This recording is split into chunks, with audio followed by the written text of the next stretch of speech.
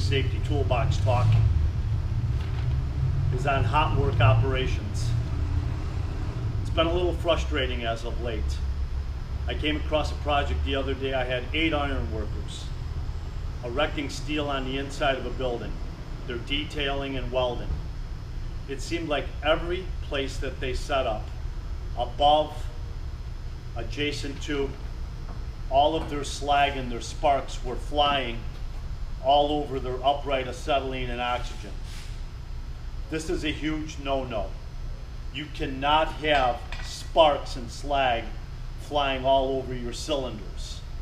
Many times these cylinders were within 3 feet of the tradesmen and they were blasting them with sparks. If these things blow, there's going to be shrapnel flying everywhere. Every single tradesman in the vicinity is going to be caught in that line of fire and is going to end up with shrapnel in his body if he's not dead. Additionally to that, cylinders were stored on the back of a kettle truck on a project I was on this week, 3 feet away from the open flame. And I'm talking about 4-foot high, 18-inch diameter cylinders right next to an open flame. You want to talk about complacency?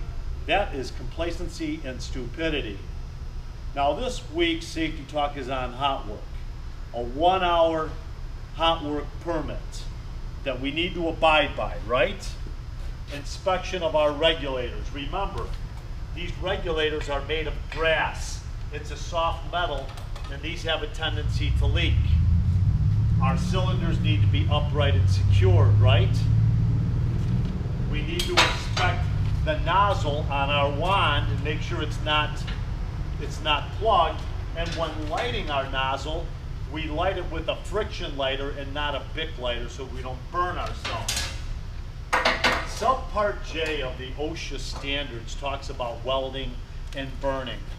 There's a lot of requirements and a lot of good stuff in here about ventilation and personal protective equipment.